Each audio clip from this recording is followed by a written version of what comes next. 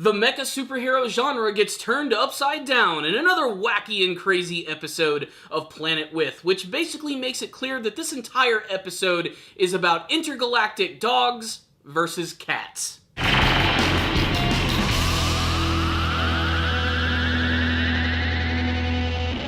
Greetings, my friends, and welcome to my review of the latest episode of Planet With. I'm going to go ahead and give you guys a warning. This is going to be a very quick, rapid-fire review. I am working on a million different projects at once right now, and I have some family and friend stuff to take care of, so I'm just going to give my quick thoughts about this episode of Planet With, which was a lot of fun. The first half of the episode was almost wholly devoted to action as Soya got to battle against Grand Paladin, in particular their leader, who is all sorts of freaking awesome. What I especially love about this guy is that his mech basically transforms him into a massive dragon. I have a feeling that this is going to be our very first clue as to how they're associated with that weird dragon that appears in Soya's dreams. In fact, it's almost heavily implied in this episode that all of the power that Grand Paladin actually uses is derived from the dragon itself. What this dragon is still a complete and utter mystery, aside from being a giant being that goes around to planets and causes all sorts of Godzilla havoc. It's still weird, but the battle between Soya and the leader of Grand Paladin is so incredibly satisfying, and so far it seems like Soya has the upper hand in almost every single battle, but this time, the captain of this team just absolutely wrecks his world, blasting him with massive beams and even able to counter his cat hammer ability with his Thor's hammer ability, which is twice the size and even does some Dragon Ball Z styled attacks. It's freaking crazy and it's awesome, but it seems as if Soya is almost about to be destroyed. Luckily, he makes a quick escape when his sensei, the giant cat, actually summons his massive spaceship, which is, again, just another giant cat that swallows them, throws them into his mouth, transporting them to another dimension or something. Does that sound confusing? Because it freaking is. What's really important about this scene, however, is that when it happens, Soya starts to have these visions of his sensei, the cat, talking to another anthropomorphic animal, which is a dog. And apparently, these are both members of Nebula. One of them is with the Sealing Force, and the other one is the Pacifist. That's what the actual cat is going to be. And it's made pretty clear in this moment that this is essentially a big, giant, intergalactic battle between anthropomorphic cats and dogs. It is freaking weird, to say the least. What's really funny about the scene is that they continue the gag with the fact that Soya never ever gets the chance to eat any meat. Ever. And what's really funny is that while he's watching all of this, there's like a bucket of KFC just sort of like sitting in his lap, and he waits forever to take a bite, and he never gets to try it at all. I don't know if there's some sort of symbolism over the fact that he's not allowed to eat meat.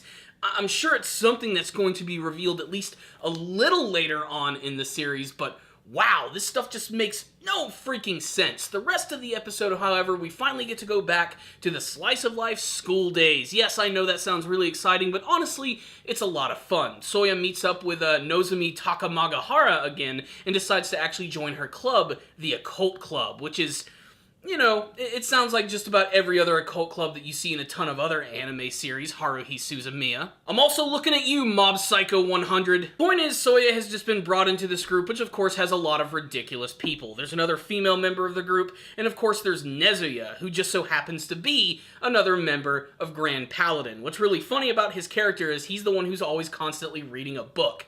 He's never actually really reading it or anything, it's just the image of him holding a book that makes him look mature. It's also kind of creepy the fact that he's actually already a student who graduated, but he still manages to come to this classroom in this club setting to hang out with all of these people just because he's mildly interested in the occult. By the way, you're also going to have fun with their club greeting. Runya! But of course, this is going to bring along a lot of conflict, as Soya knows that this guy is a member of Grand Paladin, but Nezuya doesn't know who Soya is. And in the grand tradition of things being absolutely weird as fuck, we get to see that another UFO has decided to attack the city. In the first episode, it was a creepy teddy bear. In the second episode, it was a pig. Now it's a couple of upside-down babies walking in the sky. Did I mention saying this shit out loud makes no freaking sense whatsoever? Now, what's really interesting is that things do kind of go the way they typically do, where they find the weak point, they fly inside, someone has some visions of things that have happened in their past and something that's incredibly pleasant, and they destroy the creature. And everything does go down exactly this way. The only difference is this time, two people go inside of the creature, and they mostly focus on the story of Haru and her relationship with Miu. And it's very obvious that she is in love with this girl. She sees her as her knight in shining armor, her prince, if you will. But she realizes that that is not the reality of things that are going on now. She manages to destroy the creature, but while all of this happens, Nezuya's mech gets destroyed and he's falling out of the sky, with Soya watching and everybody just like freaking out over the fact that what just happened here.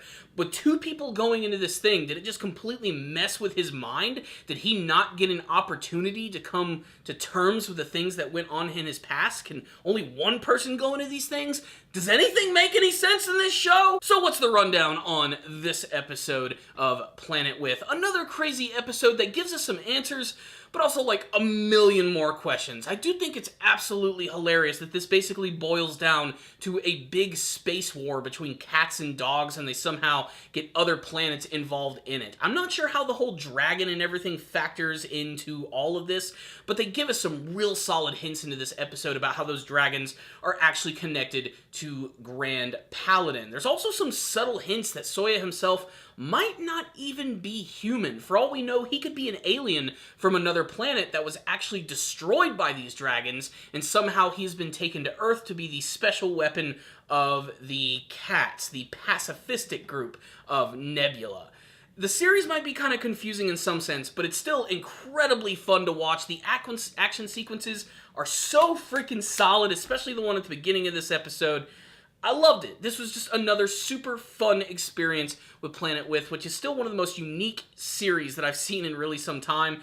It's just confusing. It's the type of show that's just going to slowly but surely start to trickle out that information, but if you're willing to accept it for what it is, it's great. Not to mention, all of these characters are just tremendously fun.